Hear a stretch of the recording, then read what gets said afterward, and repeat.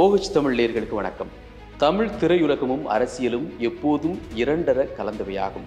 கடந்த அரை நூற்றாண்டில் தமிழ் திரையுலகைச் சேர்ந்தவர்கள்தான் கோட்டையில் அதிக முறை கொடியேற்றியுள்ளனர். ஆனாலும் திரையுலகினர் என்பதற்காகவே மக்கள் அனைவருக்கும் அரசியல் அடையாளத்தை கொடுத்து விட்டார்களா என்றால் இல்லை என்றே கூறலாம். அரசியலில் வெற்றி காண முடியாத திரையுலகினரும் தமிழ்நாட்டு வரலாற்றில் குறைவின்றி உள்ளனர். அரசியல் என்பது பெருங்கடல். அதில் நீந்தி கரை சேர்பவர்களும் உண்டு, மூழ்கி போகிறவர்களும் உண்டு. இதில் விஜய் எந்த வகையைச் சேர்ந்தவர் என்பதை காலம்தான் தீர்மானிக்கும். அரசியலில் வென்ற நட்சத்திரங்கள் அனைவருமே திரைப்படத்தை ஒரு முக்கிய கருவியாக பயன்படுத்தி வந்திருப்பதை மறுக்க முடியாது. தங்களது கொள்கைகள், அரசியல் விருப்பு வெறுப்புகள் என அனைத்தையும் திரைப்படங்கள் வழியே மக்களுக்கு தொடர்ந்து கடத்தி கொண்டே இருந்தனர். உப்பிட்ட தமிழ் மண்ணை நான் மறக்க மாட்டேன், முன்வைத்த காலை பின்வைக்க மாட்டேன் என திரையில் வசனம் பேசிவிட்டு புறமுதுகு காட்டாமல் அரசியலில் காலடி எடுத்து வைத்துள்ளார் விஜய்.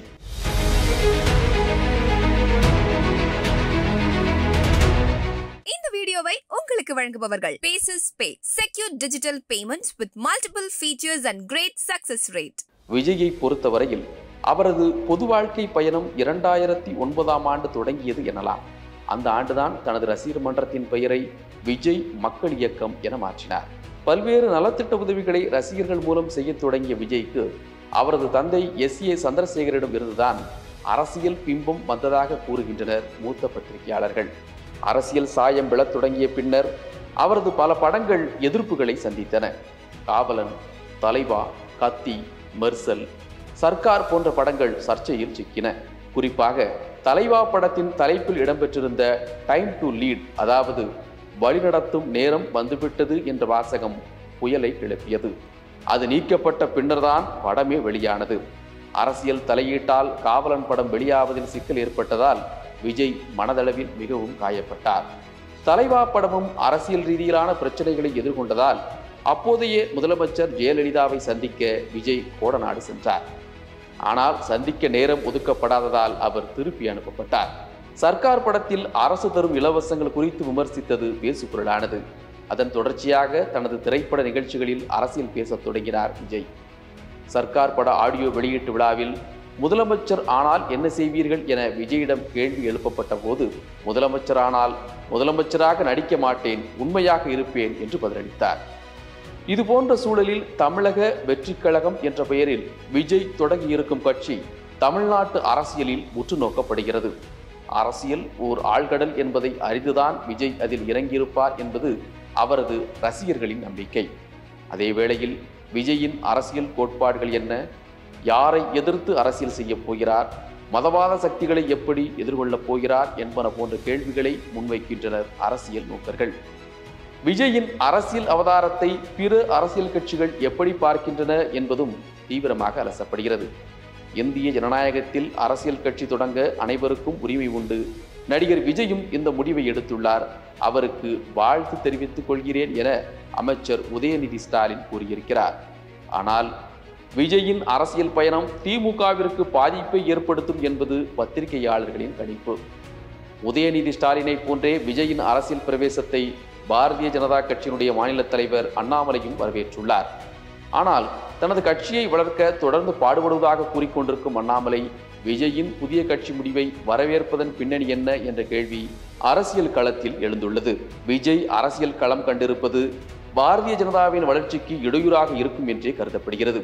அரசியலில் ஈடுபடும் முடிவில் ரஜினி பல்டி அடித்து விட்டதால் பாரதிய ஜனதா விஜயை வைத்து அரசியல் சித்து விளையாட்டை தொடங்கிவிட்டதா என்ற ஐயம் பலரது மனதிலும் எழுந்துள்ளது. தமிழ்நாட்டில் கால்பதிக்கும் முயற்சியில் வெற்றி கிடைக்குமா என்ற கேள்விக்கு இதுவரை விடை தெரியாததால் விஜயை பாரதிய ஜனதா பின்னணியில் இருந்து இயக்குகின்றதா என சந்தேகிக்கப்படுகிறது. விஜய்க்கு அவரது ரசிகர்கள் மற்றும் பொதுமக்களிடம் இருக்கும் நற்பெயரை வாக்குகளாக அறுவடை செய்ய பாரதிய ஜனதா போட்டிருக்கும் திட்டமா என்றெல்லாம் கேள்விகள் எழுந்திருக்கின்றன. வெறும் திரைப்பட கவர்ச்சி வெற்றியை ஈட்டித்தராது. மக்களோடு நெருங்கி களத்தில் இயங்க வேண்டும் என்பதை விஜய் புரிந்து கொண்டுள்ளதால் தான் தெளிவான ஒரு அறிக்கையை வெளியிட்டிருப்பதாக பேசப்படுகிறது. இதற்கு உதாரணமாக கடந்த காலங்களில் அரசியல் இயக்கங்கள் கண்டு வெற்றி பெற முடியாத திரை நட்சத்திரங்களை பற்றி நினைவு கூறலாம். எம்ஜிஆரால் அவரது திரையுலக வாரிசு என அறிவிக்கப்பட்ட பாக்யராஜ் எம்ஜிஆர் மக்கள் முன்னேற்றக் கழகம் என்ற கட்சியை தொடங்கி அரசியலில் தோற்று போனவர். சகலகலா வல்லவன் என்று அழைக்கப்பட்ட விஜய டி ராஜேந்தர் திமுக சட்டப்பேரவை உறுப்பினராக அரசியல் வாழ்க்கையை தொடங்கினார். பின்னர் அக்கட்சியுடன் ஏற்பட்ட கருத்து வேறுபாட்டால் தாயக மறுமலர்ச்சி கழகம் என்ற கட்சி கண்ட அவர் பிறகு அதன் பெயரை லட்சிய திராவிட முன்னேற்ற கழகம் என மாற்றினார். ஆனால் அரசியலில் அவரால் பெரிய அளவில் எதுவும் சாதிக்க முடியவில்லை. நடிப்புலக சக்கரவர்த்தி சிவாஜி கணேசன் காங்கிரசுடன் ஏற்பட்ட கருத்து வேறுபாட்டால் அக்கட்சியிலிருந்து விலகி தமிழக முன்னேற்ற முன்னணி என்ற கட்சியை தொடங்கினார். நடிப்பின் இமயமான அவர் அரசியலில் குன்றி போனார். தேமுதிக என்ற இயக்கத்தை தொடங்கிய விஜயகாந்த் எதிர்க்கட்சி தலைவர் அந்தஸ்து வரை உயர்ந்து பின்னர் வீழ்ந்து போனார். 8 முதல் 10 விழுக்காடு வரை வாக்குகளை பெற்ற இவரால் அதனை தக்க வைத்துக் கொள்ள முடியவில்லை. இதேபோல் கார்த்திக், சரத்குமார், கமல்ஹாசன் போன்றவர்களுக்கு ரசிகர்களிடம் செல்வாக்கு இருந்த போதிலும் அவர்களது அரசியல் காணல் நீராகி போனது. கருணாஸ், மன்சூர் அலியான் போன்றவர்களும் அரசியல் இயக்கங்கள் தொடங்கி தோற்று போயினர். இதன் காரணமாகவே விஜய்க்கு அரசியல் எந்த அளவிற்கு கைகூடும் என்ற கேள்வி எழுந்துள்ளது. ஏற்கனவே இருவரும் திராவிட கட்சிகளான திமுகவும் அதிமுகவும் கணிசமான வாக்குகளை கொண்டுள்ளன. காங்கிரஸ், பாமக, இடதுசாரிகள், விடுதலை சிறுத்தைகள், மதிமுக, நாம் தமிழர் கட்சி போன்ற கட்சிகள் சிறிதளவு வாக்குகளை கைவசம் வைத்திருக்கின்றன. வளர்ந்து வரும் கட்சி என கூறிக்கொள்ளும் பாரதிய ஜனதாவிற்கு எத்தனை விழுக்காடு வாக்குகள் உள்ளது என்பது வரும் நாடாளுமன்ற தேர்தலில் தான் தெரியவரும். இந்த கட்சிகளை கடந்து விஜயின் தமிழக வெற்றிக் கழகம் எத்தனை விழுக்காடு வாக்குகளை பெற முடியும் என்ற கேள்வி எழுகிறது.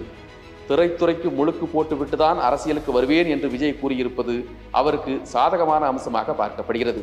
ஆனால் மாநிலம் முழுவதும் கட்சியை கட்டமைப்பது, மக்கள் பிரச்சனைகளுக்கு குரல் கொடுப்பது, ஆளும் கட்சியின் தவறுகளை சுட்டிக்காட்டி போராட்டங்களை முன்னெடுப்பது போன்றவற்றை விஜய் எந்த அளவிற்கு முன்னெடுக்கப் போகிறார் என்பதெல்லாம் தான் அவரது கட்சியின் வளர்ச்சியை தீர்மானிக்கும் என்கின்றனர் மூத்த பத்திரிகையாளர்களும் அரசியல் நோக்கர்களும். தொடக்கத்தில் நாம் கூறியதை மீண்டும் ஒருமுறை நினைவு கூர்வது சரியானதாக இருக்கும். அரசியல் என்பது பெருங்கடல். அதில் நீந்தி கரை சேர்பவர்களும் உண்டு, மூழ்கி போகிறவர்களும் உண்டு. இந்த வீடியோ உங்களுக்கு பிடிச்சிருந்தா லைக் பண்ணுங்க, ஷேர் பண்ணுங்க, கமெண்ட் பண்ணுங்க. மறக்காம OH தமிழ் சேனலுக்கு சப்ஸ்கிரைப் பண்ணுங்க.